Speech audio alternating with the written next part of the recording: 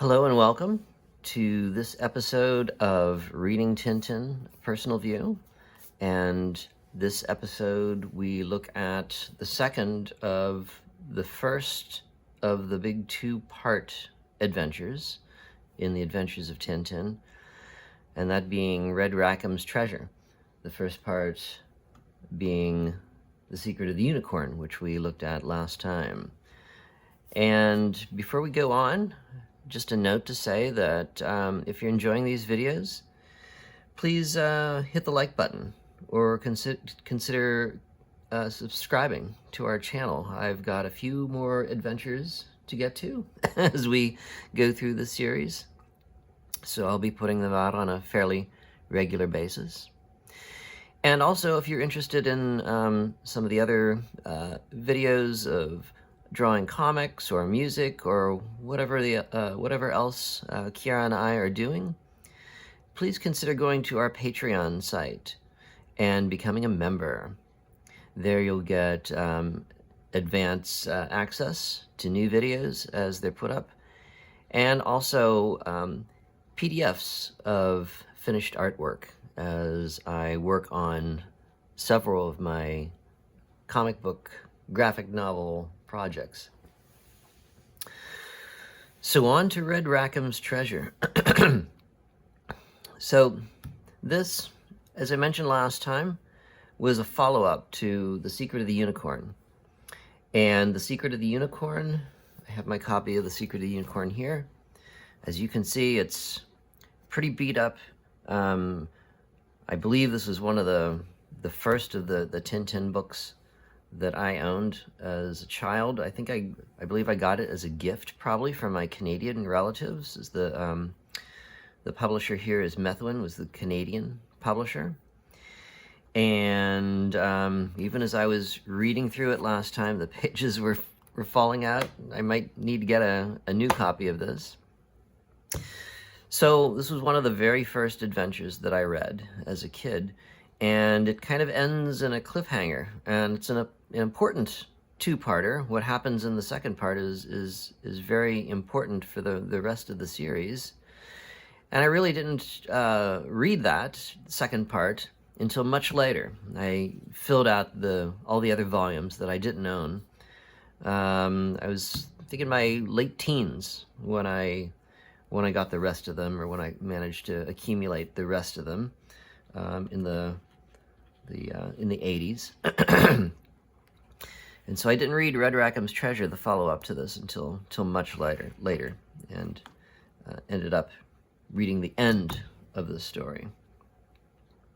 My copy here is from the American publisher Little Brown, and I have here the French language edition as well from Castema. So these books were serialized in Le Soir from 1942 to 1943. Secret of the Unicorn, I believe, was published in 43, and Red Rackham's Treasure came out in 44, I believe. It was also around this time that Hergé was redoing a lot of his old black and white early adventures and recasting them in the new color 62-page format.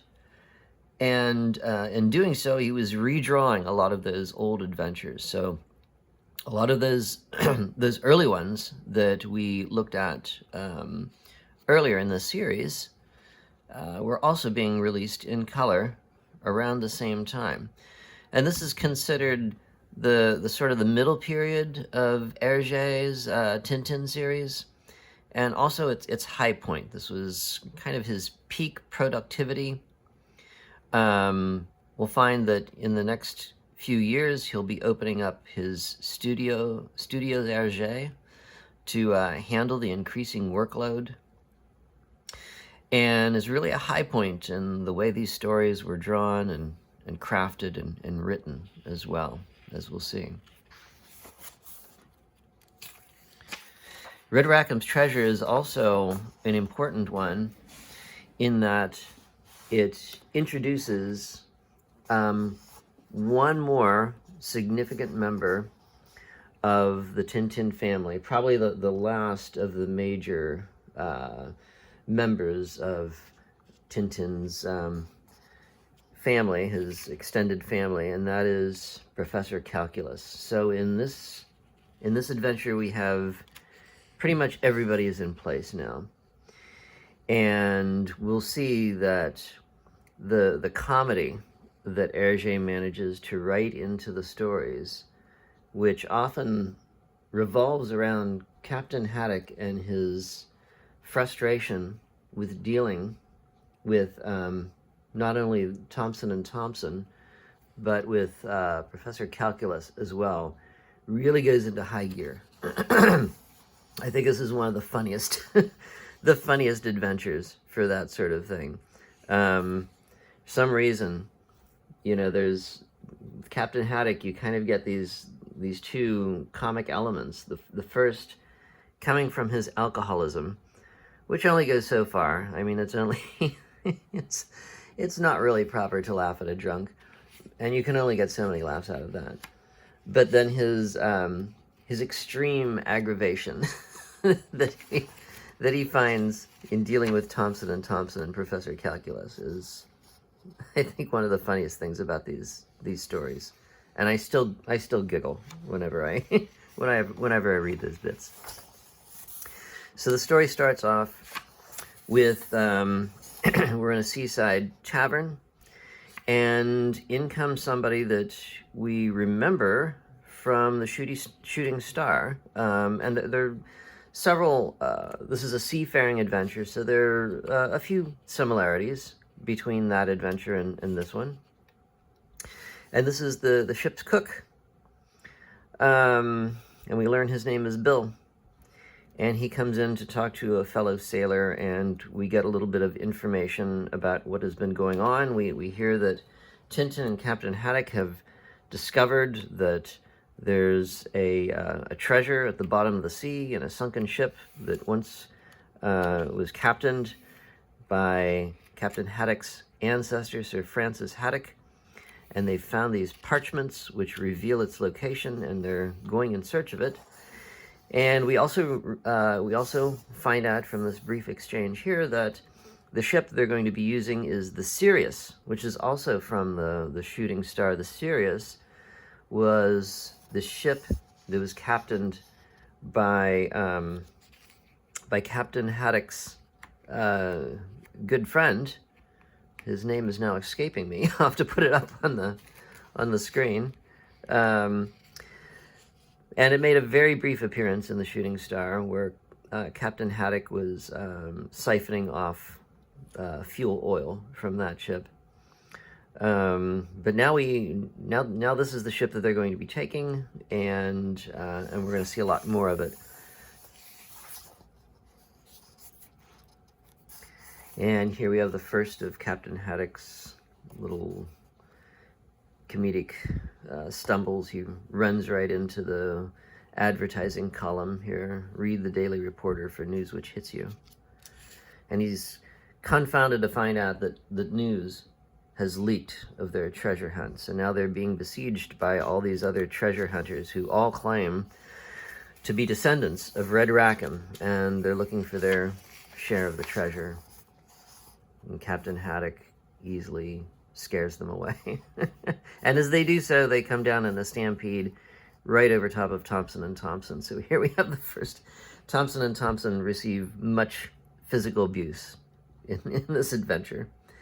And so not only are they left on the floor, having been trampled by the stampede of other treasure hunters, but Captain Haddock throws their portfolios and their books down after them, and we see it's going to land right on Thompson and Thompson's hats.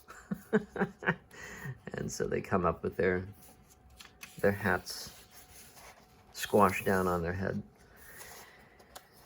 And just as all this is happening, we have the appearance of Professor Calculus, and we see here that we're set up with the relationship. The main relationship between Captain Haddock and Professor Calculus is that Professor Calculus is more or less deaf. He cannot hear anything that people are saying, and which makes communicating with him very difficult. And he says, "Please speak a bit louder. I'm a little hard of hearing." I think he usually says he's a little hard of hearing in one ear, but he always gets whatever they're saying completely wrong, and this infuriates Captain Haddock. He has no patience. He screams at him, "Your name? Gone away? What a pity. Never mind, I'll come back again." I particularly wanted to speak to Mr. Tintin himself.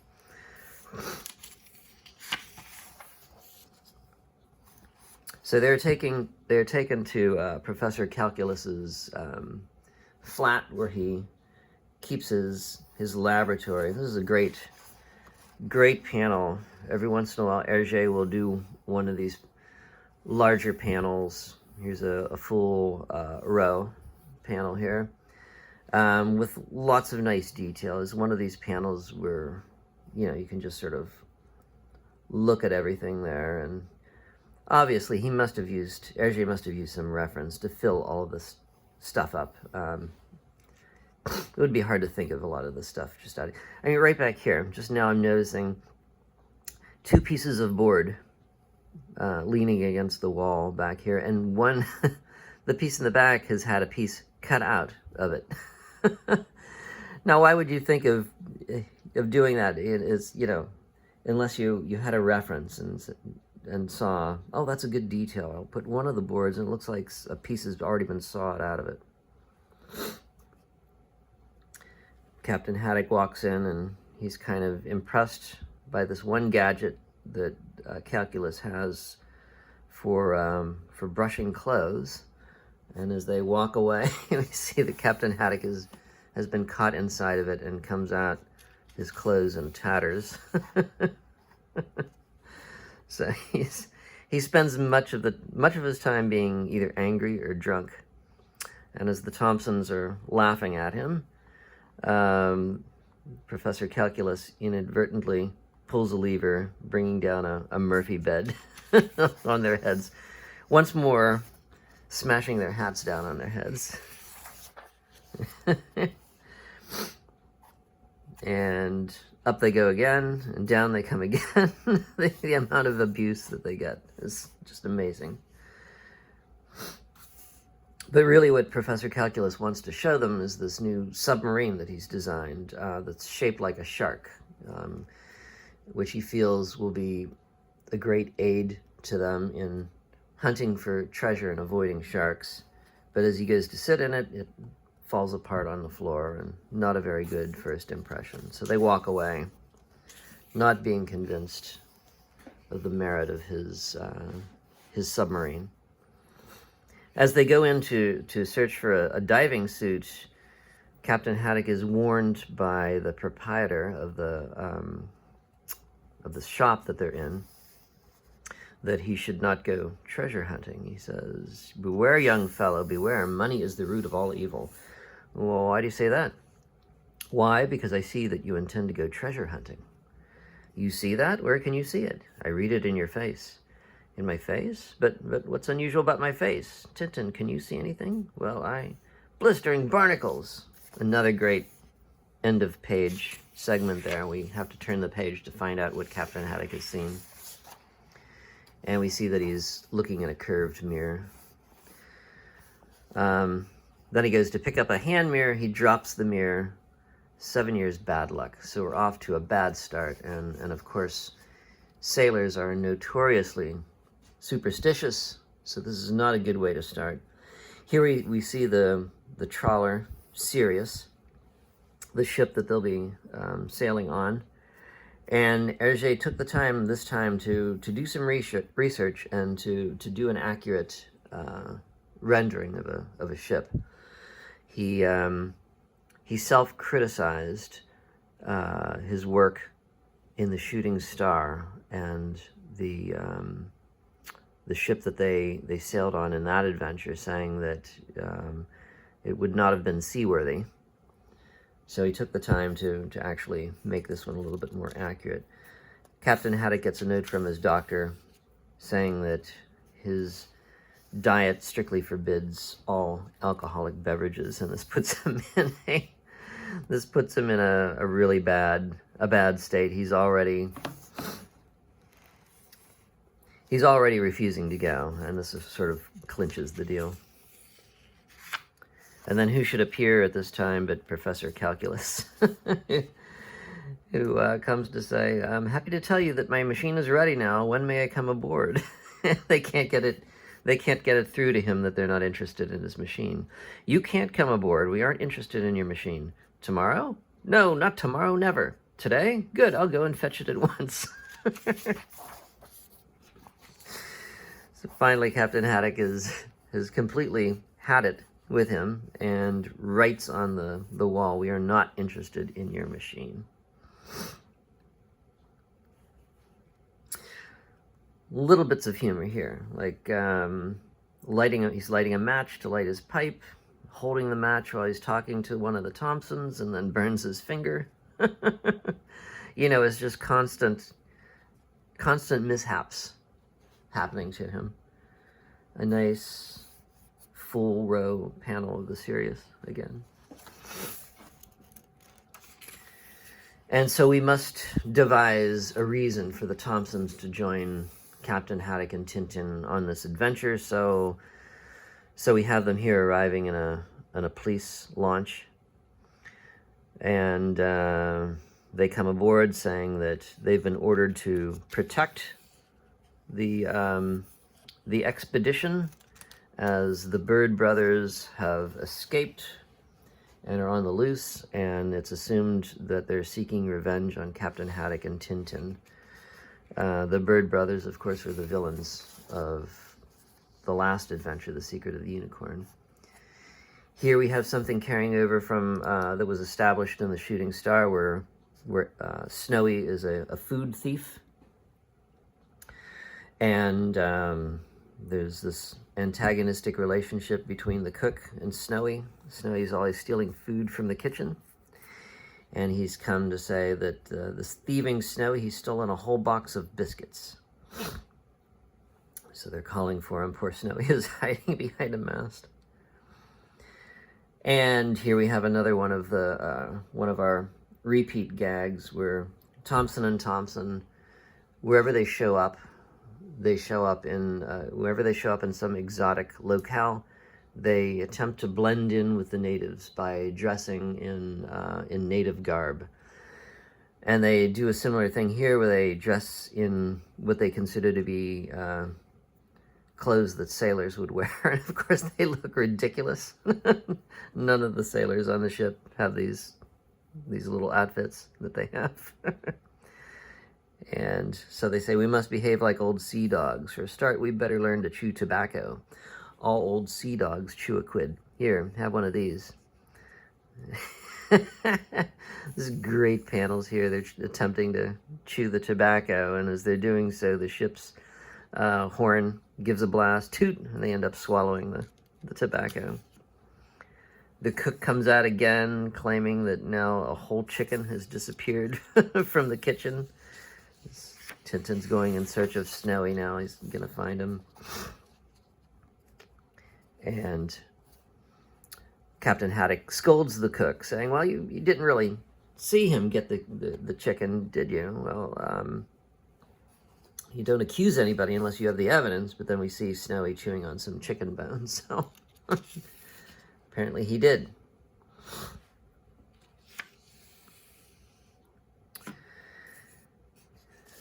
Captain Haddock goes down to the hold. He's got a very happy look on his face, so this must mean something to do with alcohol, usually. And indeed, we see he's prying open a crate of old Scotch whiskey, but he finds something else instead, which frightens him. He runs up to Tintin to say that there's a bomb on board. He believes that the Bird brothers have concealed a bomb in one of his whiskey crates. So they go down to investigate, and they find it's not a bomb, but they're steel plates, and they can't figure out, well, what are these steel plates, and what are they doing?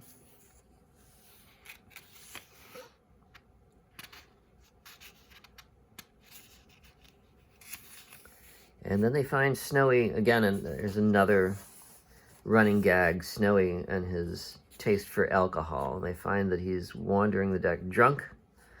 They're wondering where he's able to get a hold of some whiskey, and they see a bottle has spilled here. This is, they follow the trail of the spill up. They find it's here right by one of the lifeboats, and they hear somebody snoring inside. There's someone is inside the lifeboat, a stowaway.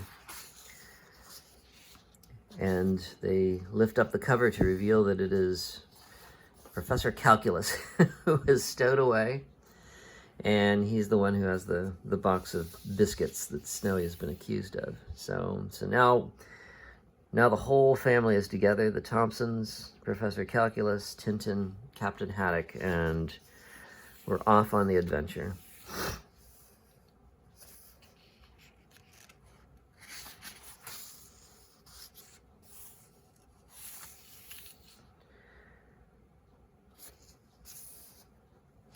At first, they're searching for the island off which the unicorn allegedly sunk, and they can't seem to find the island. The Thompsons attempt to dispute Captain Haddock's calculations, and he tells them, well, they're so smart, why don't you go and figure it out yourself? And they come back and they say, well, yes, we found an error. This is where we are exactly.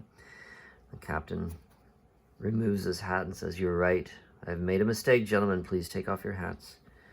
Why must we take off our hats, Captain? The captain, tell us what you mean. I mean, gentlemen, that according to your calculations, we are now standing inside Westminster Abbey. He sends them off, humiliated. They still cannot find the island. And then it's Tintin who realizes that they're using the Greenwich meridian to calculate their degrees of longitude, and instead, in Sir Francis Haddock's time, he would have used a line of longitude that went through Paris, the Paris meridian, to calculate the location instead. And so they redo their calculations, and they have success. They find the island. As they go ashore, they immediately find something that seems to be buried in the sand. And they see that it is the ribs or the remain of a jolly boat. And this must be the jolly boat, the lifeboat that Sir Francis Haddock escaped from the Unicorn in before he blew it up. So they head into the island. There's another. So I wonder if this is when Hergé was taking the strips that he did from Le Soir and reformatting them for the book. He sometimes had to fill out the page count by adding some large panels like this. And the thing about Hergé is usually they're very well done and they're enjoyable and they don't really take away from the story. I really like these large panels. Much of his style of drawing Tintin, it's usually very rigidly kept to this 4-row grid, and so the panels are usually always a certain size. And even the way he draws the scenes, they're always there's not a lot of close-ups, there's not a lot of long views. It's usually he draws things, he frames things in sort of a middle ground.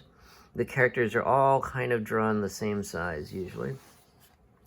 So when he draws these unusual panels like this, and here we have the figures are a bit smaller, and we have a much more of the background, they're usually very enjoyable, and they add a little something extra to the books. So they find some human remains, and then they also find a statue, which turns out to be a carving of Sir Francis Haddock. And Tintin makes a note, look at that mouth. His voice must have made an enormous impression on the natives. I can just imagine their faces the first time they heard him shout, "Ration my rum." And as he says that, someone else shouts, "Ration my rum." At first, Tintin thinks it's Captain Haddock. Captain Haddock comes up and asks, who shouted like that? And he said, well, it wasn't you. And they hear it again, ration my rum. And then they start, somebody is saying other things, very Captain Haddock-like. Pithecanthropus, pockmark. Some of the types of things that Captain Haddock would be shouting as one of his oaths. Captain Haddock hears this. He thinks somebody is calling him a pockmark, and he says, pockmark yourself, you gibbering ghost. Come out if you dare, Polynesian, cannibal, iconoclast. And they reply to him, nincompoop, ruffian, baboon. And they realize up there are a family of parrots who apparently are descended from the parrots who were there when Sir Francis Haddock arrived on the island. And from generation to generation, Tintin said, your ancestors' vocabulary has been handed down. So they've learned to talk in Haddock swearing. Squawking popinjay. That was always one of my favorite ones. Squawking popinjay.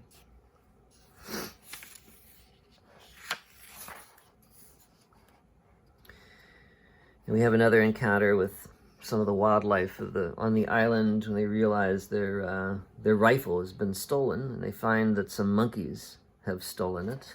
They're fooling around with it. The Haddocks, the Thompsons, have a bright idea of using their cane to pretend to shoot at them. But as they do so, Tintin says, hey, don't do that. He realizes what they're going to do in return. Monkey see, monkey do. The monkeys see what the Thompsons are doing, and they return fire, nearly shoot Captain in the head before running off, being scared of the blast of the gun. And of course, where does the gun come down but right on Thompson and Thompson's hats. So their first excursion ashore, they found no treasure, but they've brought back the statue, the carving of Sir Francis Haddock. And as they're coming back, they find they're surrounded by sharks. And Captain Haddock uses his rifle to shoot at one of them, but it ricochets off. It is metal instead, and they see that it's actually Professor Calculus's submarine. And Tintin says, you know, Captain, I'm beginning to think Professor Calculus's machine may come in handy for us. So the next day, Tintin decides he's going to go down and search the bottom of the ocean for the wreck of the Unicorn. And as he does, his propeller gets entangled in the weeds on the bottom of the ocean, and he's finding he cannot move, and his oxygen will only last so far, so he releases a smoke canister, which is to signal them when he's found the wreck, in hopes that they'll come and pull him out. And they do. Which gives us another opportunity for some physical humor as they're pulling up the submarine. It sends. This is a great sequence. This is how Hergé would figure out this physical comedy and have all these things happening at once. Calculus is looking through the whatever you call this, kind of a periscope. Well, Captain Haddock is pulling on the anchor, the rope anchor, which they've managed to attach to the fin of the submarine. Is pulling it up free of the weeds. The weeds rip out, and as the weeds release, Captain Haddock jerks back. Professor Calculus gets bonked in the face with the periscope. It's a nice picture. Haddock goes overboard. And just as he says, billions of blue blistering barnacles, I hope there aren't any sharks about, up he comes on the nose of the shark submarine, and then back down again. It's a great panel. And it's not over. Of course, the anchor goes back down, and the buoy it's attached to hits Calculus in the face. So it's just non-stop action here. At this point, Calculus reveals his other preoccupation, which is he's taken up the art of dowsing, and where he uses a pendulum to sort of try to find the location of things. And he says to Captain Haddock, I've got bad news for you, but according to my pendulum, the unicorn is not here. And Captain Haddock, of course, ignores him, and just as he does so, he sees that the smoke canister has been released, which means the Tintin has found the wreck of the unicorn. Professor Calculus is oblivious to all this. He cannot hear what they're saying, and he's saying it's to be found westwards. It's still westwards. He thinks they're in the wrong place. He'll be saying this. It's still a little bit further to the west. Tintin is suited up to go down. Another great panel. Lots of these big panels in this volume of the wreck.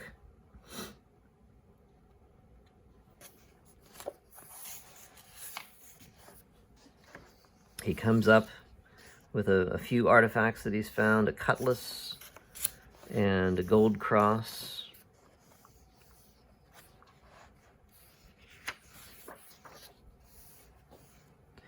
So now it's time for Captain Haddock to take his turn to go down in the diving suit. He gets his beard caught in the helmet first. As he goes down, he begins yanking on the rope, telling them to pull him back up. Actually, he gives the danger signal, a series of jerks, which means they have to pull him up in a hurry. Something frightful has happened. But, of course, it's nothing frightful at all. What he has brought up is he's found a bottle of rum, of Jamaican rum, that's more than 250 years old. He says, just you taste it. And he glug, glug, glug downs it in one go, in one swig. And then he hands it to them. It's wonderful. It's absolutely wonderful. You taste it. Yes, that's for you. He hands them the empty bottle. I'm going down to get another. Now, completely drunk, he jumps back into the water, not realizing that he doesn't have his helmet on. They have to pull him back up.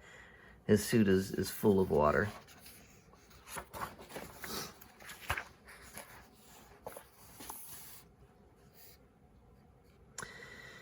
So, at the end of the day, they still haven't found any treasure, but Captain Haddock has managed to bring up many, many bottles of rum. And he's happy of this. He says, a good day's work. First the cross, and then, more important, all this rum. Fine stuff, eh? Yes, but I'd sooner have found the treasure, Tintin says. He says, okay, we'll find that tomorrow, won't we, Professor Calculus? Calculus says, perhaps, but I'm inclined to think it's rum. So he hears a noise outside the cabin, sort of a creaking sound. He says, it sounds like a bird. I'd say it's the squeak of a badly greased wheel. Well, let's see. I want to set my mind at rest. And they go out to find that Thompson and Thompson are busy turning the oxygen pump, the wheel on the oxygen pump for the diving suit.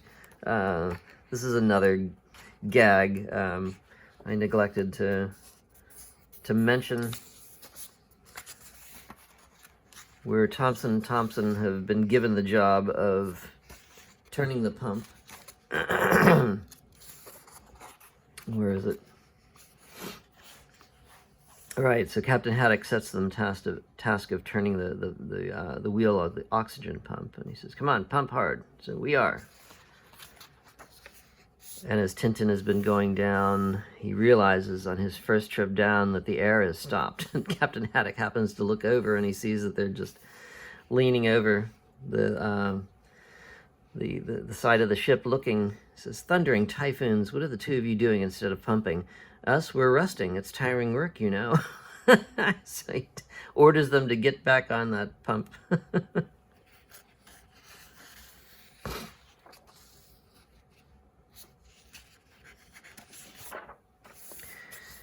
And so they go out that evening to find that they're still pumping. They haven't been given the order to stop, and so they're still turning the wheel, even as they seem to be sleeping as they're doing it. He says to them, "Off to bed, nitwits. You'll have plenty more pumping, believe me." The next morning, Captain Haddock is confident that they'll find the treasure. Calculus has his dowsing pendulum out still. And indeed, as Tintin goes down, he finds a little casket which might hold the treasure, but then he has an encounter with a shark, which swallows the treasure chest, and then attempts to bite Tintin on his helmet. Tintin manages to bonk him on the nose with one of the bottles of rum, which he then swallows as well. Fortunately, the rum makes the shark drunk enough were they able to tie the rope on his tail and bring him up.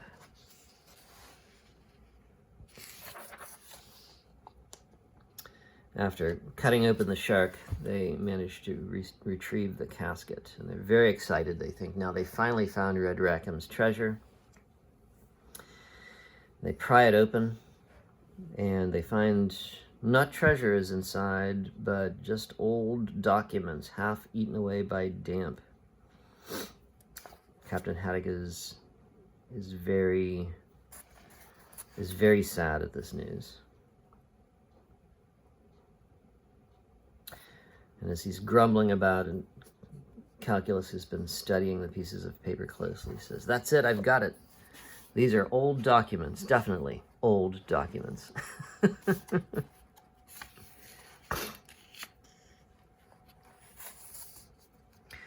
So Thompson and Thompson decide that they've had enough of the pumping and they want to have a turn going down. So Haddock says, well, somebody has got to be working the pump over there.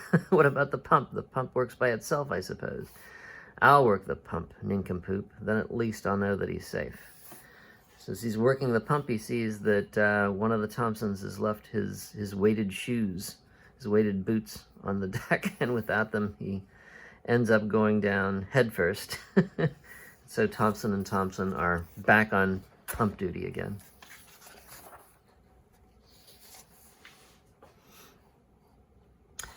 They sight a cross while looking at the island through the telescope, or at least Calculus discovers it, and they decide that this is it. This is the cross that was mentioned in the parchments. This must be where the treasure had been buried. So off they go again to the island.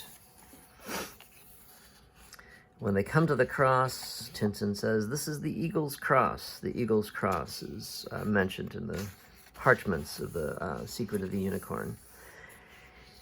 And they find lots of notches marked on the wooden pole. And Tintin says, "It's a calendar. This is how Captain Haddock was marking off the days that he was on the island before he was rescued." So they begin digging. And as they're digging, Haddock yells over at Calculus to put away that pendulum and come give us a hand. Calculus says, "Towards the west." Yes, it does. He still insists that they're in the wrong place, that the pendulum is saying that they must go further to the west. And he says, what can they be searching for like that? They get deeper and deeper, and they realize that maybe the treasure is not there at all.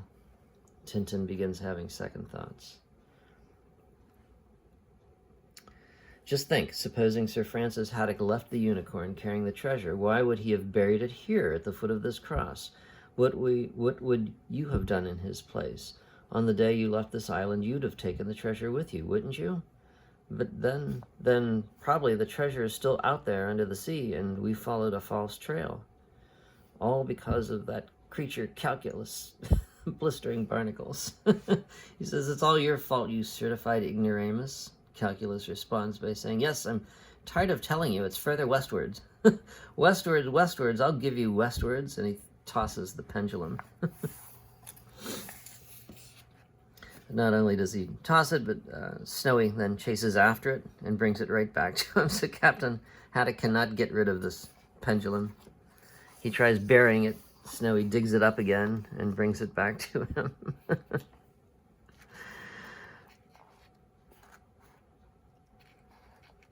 And Calculus continues to plague him with his pendulum. He says, billions of blue blistering barnacles, this time I've had enough. And he lets fly with his pick against a tree trunk and brings down a bunch of coconuts onto his head.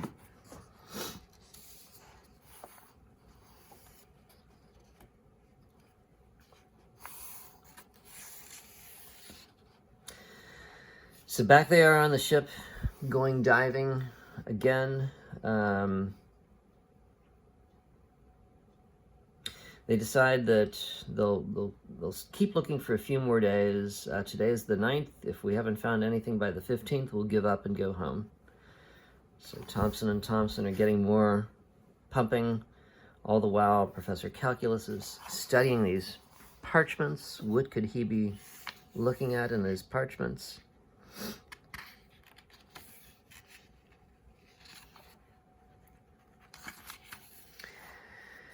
And then he realizes it's the 15th comes, and Calculus realizes that they've set sail again. They're moving. He says, "Oh dear, I must warn the captain." Captain Haddock is in a very bad mood, a very low mood. They've not found the treasure. Calculus comes in to tell him, Captain, the ship is sailing." "Well, what would you like it to do, dance a jig?" He says, I see now, at last you've realized that the unicorn is not where you were looking. You are steering westwards, I understand." Haddock has finally had enough with him. "I've had enough, come with me. You see that, eh? I suppose that's the figurehead of the Titanic." And he shows him the figurehead of the unicorn that they've brought up. And Calculus can't figure it out. "My word, it's a unicorn, but what about my pendulum which swung to the west? How extraordinary." Can't understand why his pendulum was wrong.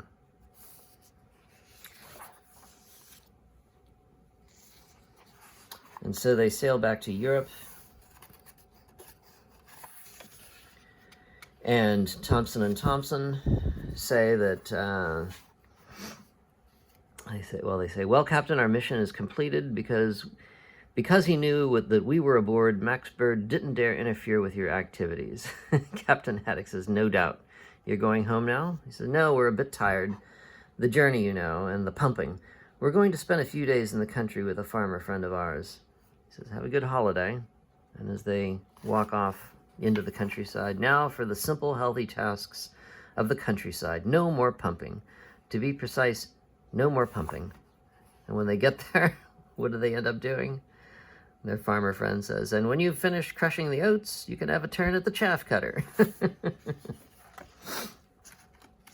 So a few days later, Professor Calculus shows up at Tintin's flat, and he reveals to him that he's managed to piece together the fragments of the documents that they found in that casket. And he shows it to Tintin. Tintin looks at what the documents reveal, and he's very excited. He says, "Come on, we've got to see the captain." And the documents are a letter, a deed written to Haddock's ancestor, Sir Francis Haddock. As Captain Haddock says, "Charles II, by ye grace of God, King of England, desiring to reward our trusty and beloved knight, Francis Haddock, blistering barnacles." The rest, just read the rest. And we can see from the bits of the parchment here that Sir Francis Haddock has been granted a manor called Marlinspike as a gift from the king for his service. Captain Haddock realizes this, and he says, "Thundering typhoons, am I dreaming? It's Marlinspike Hall. Marlinspike, my family estate. It's terrific." So Marlinspike Hall, of course, which we first encountered in The Secret of the Unicorn, is owned by the Bird brothers. Turns out that this was Sir Francis Haddock's estate, and and thus Captain Haddock's ancestral family estate. But he says but you don't know the latest. Wait, you'll see. He brings in the newspaper. He says, here, read this. So what about that? And they see a notice in the newspaper that Marlinspike Hall is now up for sale by auction.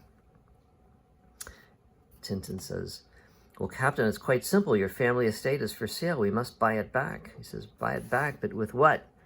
It's true, they have no money. He said, well, if we had found the treasure, there'd be no question of being able to buy it. But then Calculus reads the paper and has not been hearing anything that they've been saying. And he reads the article and he says, Captain, Marlinspike Hall is for sale. Look, we must buy it back. He says, oh, yes, buy it back? That's easy, eh? What about the money? I suppose you've got the money, eh? And he says, oh, yes, money. That doesn't matter. That's all right. I have some money. You've got money. That's nice for you. Personally, I haven't had any. Calculus says, quite. The government have paid me a large sum for the patent on my submarine. Thanks to you, I was able to try it out. Now it's my turn to help you. Come along. We're going to buy your mansion. and so they do. So it turns out that Calculus's machine has paid off in the long run, and Captain Haddock is able to purchase his ancestral estate in Marlinspike Hall, which, as we see in all future Tintin adventures, now becomes kind of the home base for the Tintin family. And sort of an iconic shot. We'll see many panels like this of Tintin sort of walking up, establishing shots of Tintin walking up to Marlinspike. Marlinspike was based on an actual French chateau. We have it here, Cheverny, and Hergé merely clipped off the wings. He thought that the two wings made it look a little bit too fancy for somebody of Captain Haddock's means. But it still looks grand enough. And also here we see the person, a photograph of the person, Professor Auguste Piccard, who was a very famous scientist at the time. And this apparently was the person that Professor Calculus was based on, that Hergé used to base Professor Calculus on. So now we're back in Marlinspike again, which we saw first in The Secret of the Unicorn. Tintin brings Captain Haddock up into the room where he had telephoned him for help. They think they hear footsteps. Then Tintin decides to take him down into the basements where he had been imprisoned in The Secret of the Unicorn. They go through into the room where all the antiques were being kept by the Bird brothers. They were antique dealers, and this was their storehouse. As they walk by, Tintin points out a statue. Look, that's St. John the Evangelist. He says, we must be in an old chapel. And they hear the noise again, the noise of somebody walking. But he says, it's gone. The footsteps have stopped. It's queer, I wonder. And then Tintin has a flash of enlightenment. He leaps up, hooray. He looks back at the statue of St. John. He says, the eagle's cross, and then he quotes from the parchments, and then shines forth the eagle's cross. He realizes, that's it, that's the eagle's cross. The eagle's cross, I can see a cross, but where's the eagle? Tintin says, there, right in front of you. They remove a canvas to show that St. John the Evangelist is often depicted either with an eagle or as an eagle. And there, of course, is the eagle at his foot, along with a globe. And they see on the globe that where the position of the island is marked on the globe, where the unicorn sunk, is a little button. And as they push the button, the top springs out, and inside, finally, they find the Red Rackham's treasure. So the treasure has been there all along, not at the wreck of the unicorn. It's been sort of under their noses the whole time. So now we have the marlinspike hull, and they've got the treasure on top of it. And they hear the footsteps again, and in who should walk but Professor Calculus with his pendulum.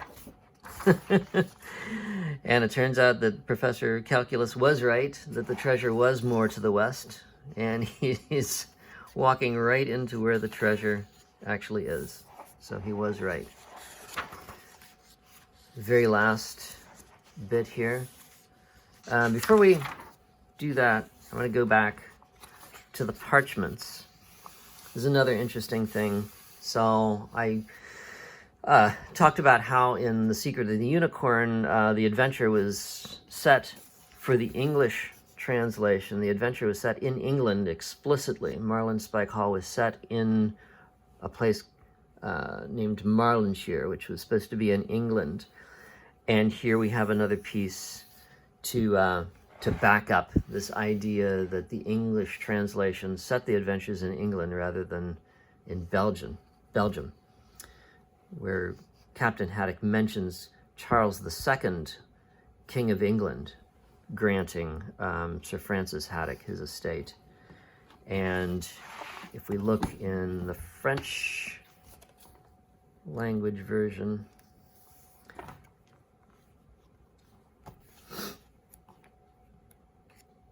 here it is. In the French version, we read here that it is Louis the 14th, Louis XIV, who gives Francois Chevalier de Haddock his estate, Moulinson. And we see even in the manuscript here is a mention of Versailles, the palace where this grant would have been given.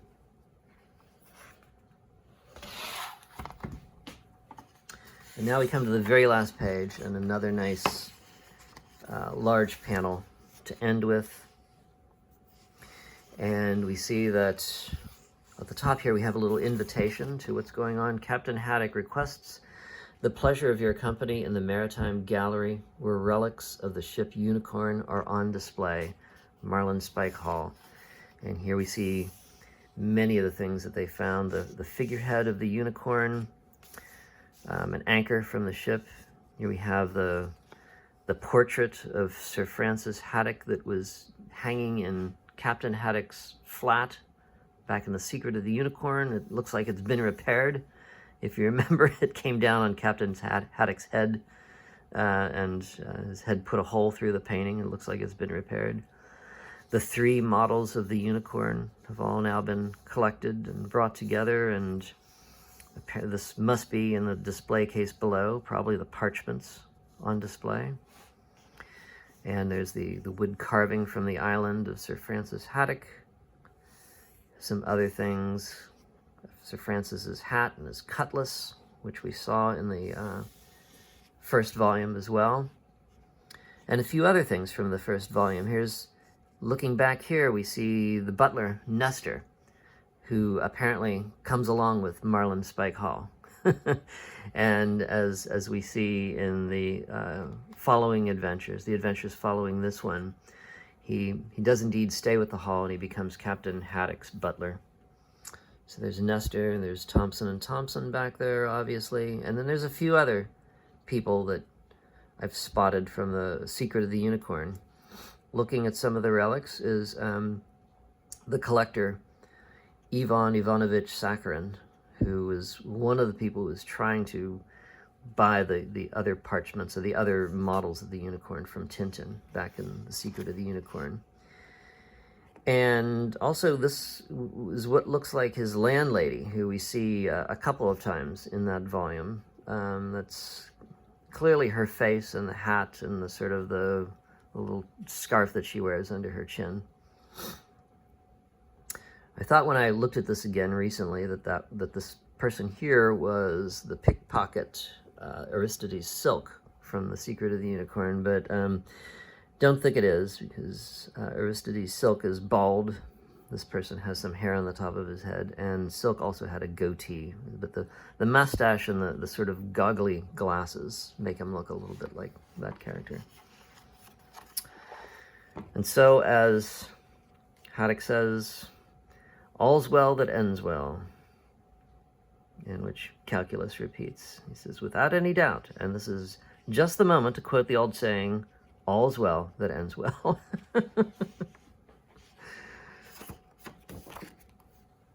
Next time, we'll take a look at the second of the two part adventures that we have in the adventures of Tintin, beginning with the 7 crystal balls and then continuing with the prisoners of the sun. Thank you for watching.